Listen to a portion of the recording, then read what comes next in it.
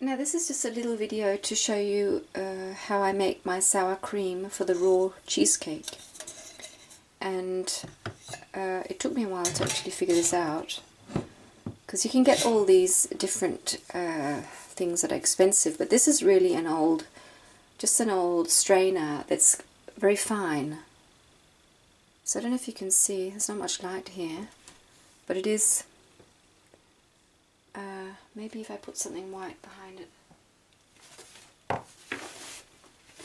This is not exactly white. Hard to see. But it is just an ordinary fine strainer that's actually broken. And I need a spoon. And this is my clabber from yesterday, which is really well fermented. I had to stir it, something in there, because it wouldn't ferment last night. I think it was a bit too cold. But now you can see it's jelly-like, and you mustn't stir it. That's the big thing. Just take it out like this, because then it won't run through. So it's sort of almost going to cheese, but you'll see it when... You can also see in the bottom here, you can see that, like in kefir, you've got these bubbles.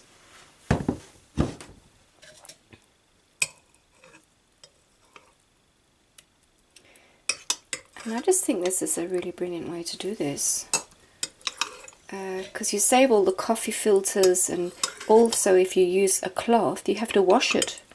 And this way you just rinse. It's just so easy, I think. And you get very thick. It's like Greek yogurt, really.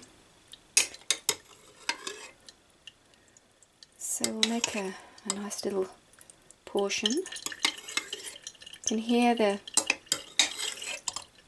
I think this is fine. And if you want to be really sure, you can cool it first. Put it in the fridge, because then it will be even more stiff.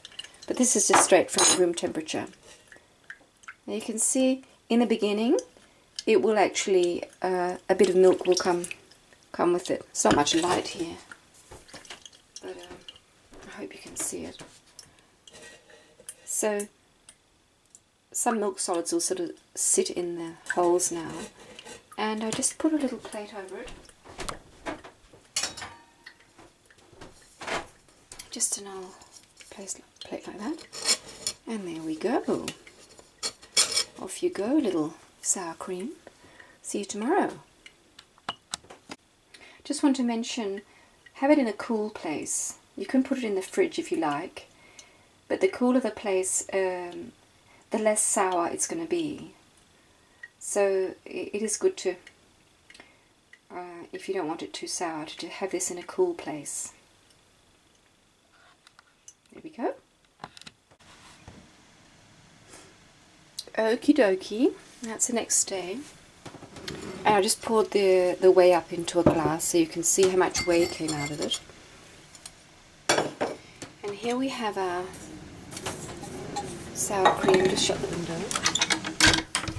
Pretty full on today.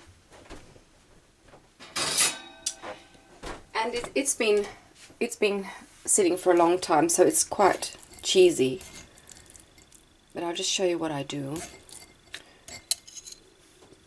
This, of course, we can drink and just enjoy so much, because it's full of probiotics. Now this is the actual solids from the milk that we've taken off.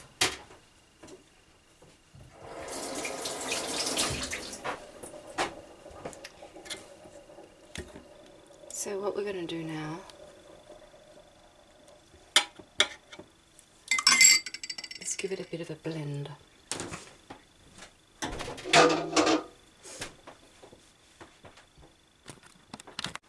And that's always noisy, so just turn down the video if it's too much.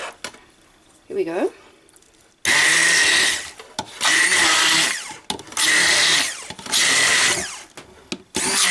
As you can see, it's actually very thick. And what you can do now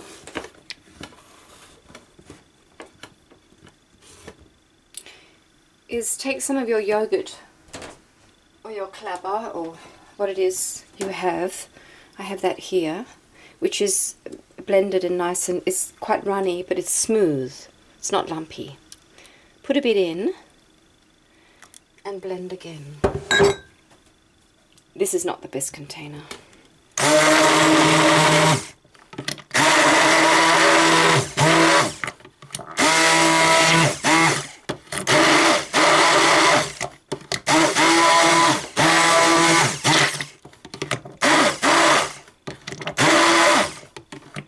You could also just whip it by hand. I think this, just keep whipping.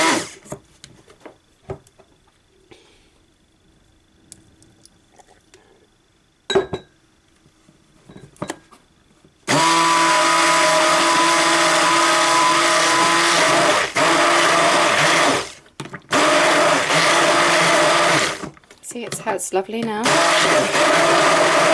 There we go.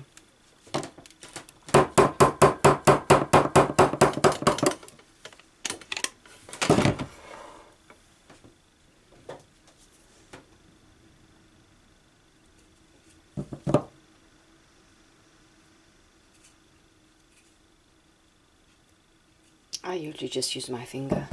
I'm not so fussy, as you have noticed. The more bacteria, the better.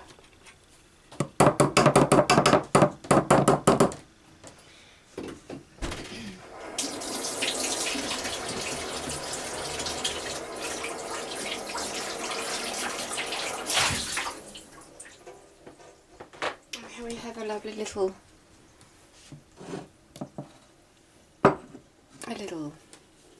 bulb.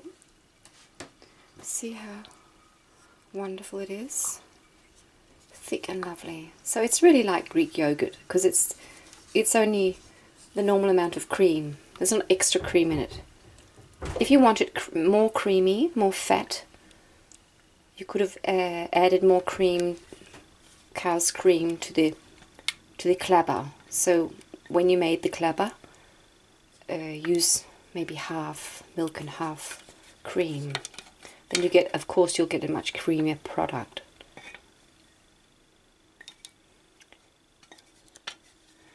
But isn't it just gorgeous? And it's all raw. So wonderful.